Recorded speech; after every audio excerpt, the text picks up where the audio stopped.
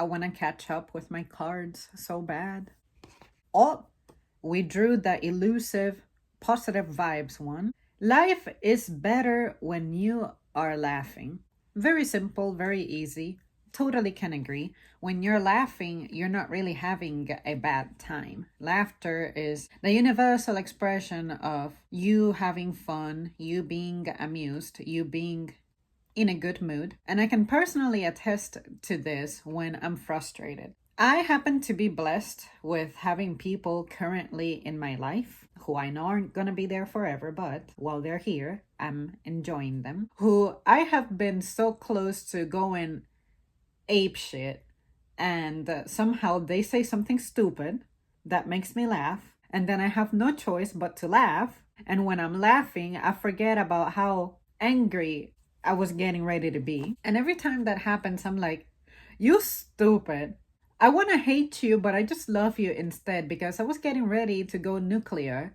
But you said something that made me laugh, and now I feel like I lost my seriousness. And I like people like that because in the past, like I have said before, I used to be that well disciplined, strictly prudent student, obedient, and all that shit. Absolutely abhorred class clowns.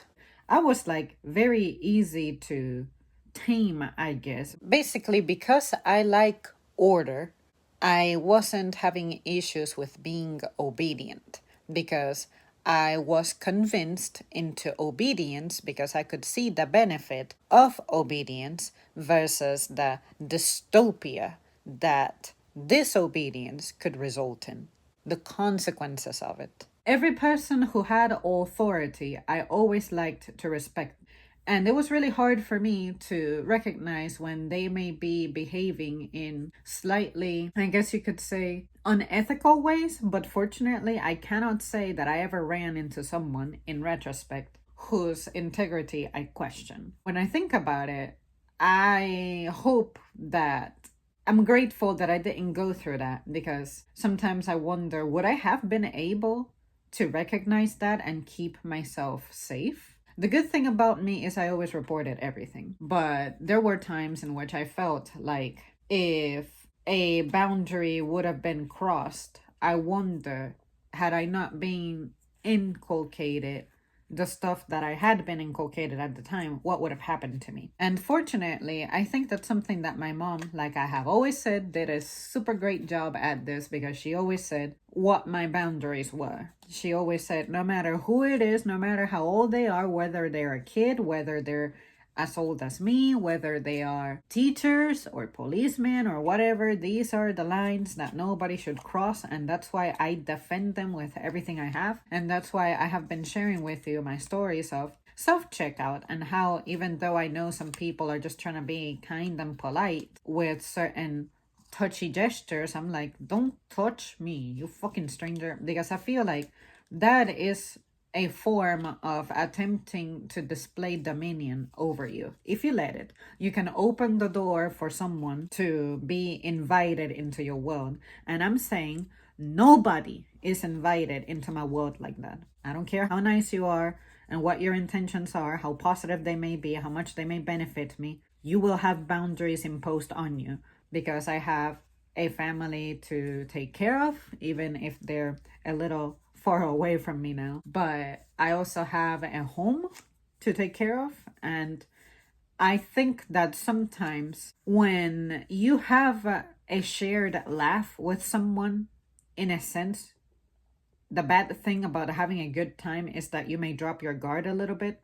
You must never forget who you are, what you are. And the reason I say that is because sometimes I wonder how some people who are super respectable end up being influenced by individuals who I don't think they should be influenced by. And I think that I look at it as this respectable person is drifting a little bit from their role and their values just because someone gave them a good time. You are impressed by that. You guys have been hearing me saying that a lot in a lot of my videos, but trust me, it has a connection. Be harder to impress. Again, just because you have a good laugh with someone, it doesn't make them your friend. Be difficult to impress. Because I have been meeting people nowadays who are like, oh man, I hung out with this person and I had a great time, blah, blah, blah. And I'm like, you went from talking shit about this person a little bit, expressing that you don't trust them, they give you weird vibes because of stuff that they very evidently did, but here you are dropping your guard. What is going on? No, don't give them power over you. That's absurd. Yes, life is better when there is laughter, when you're laughing, when you're having a great time. You're supposed to have a good time. I think that life should be more about living plentifully and living happier, right? But understand where that happiness can be lost. The feeling of happiness can be something that makes you a little subjective. You may associate someone more positively in a biased way, even though this person who's giving you the good times may need some interventions in their own lives. Say, is the really funny person a father who should be at home, but they're not at home because instead they're going out to bullshit with you? Are you occupying this person's responsibilities because this person is impressed by the good time that's presented to them right in front of their face?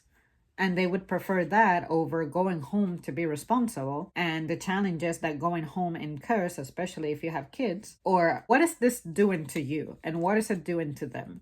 There have been times before where I have been approached by people who I know should be having busy home lives, and they're over here coming up with plans, and I'm like, no, your plans are at home. Nowhere else, at home. You punch out, you go home. Period. You don't have to be out here clowning around. I know that adults need recreation as well, but your recreational time, what is the cost of that? Is it costing you time away from your kids? Is it making things unfair on your partner? What is happening? Don't let laughter cause you to perceive someone in a way that they shouldn't be perceived. Sometimes that person who gives you the good time, they need a manager. They need an influence to be like, haha, you're funny. Fucking go home. Take care of your kids. Take care of your wife or husband. Don't escape from your demands and responsibilities and things like that. I hope I'm making sense because it's something that I've been observing in some adults and something that I noticed a long time ago, but I feel like the incidence of that is growing because I get it. We're tired, overworked, feel like there's no escape.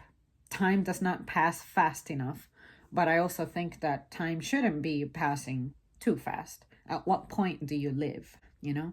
So there you guys have it. That's my opinion. Thank you so much for tuning in. Let me know your thoughts. As always, I'll see you soon.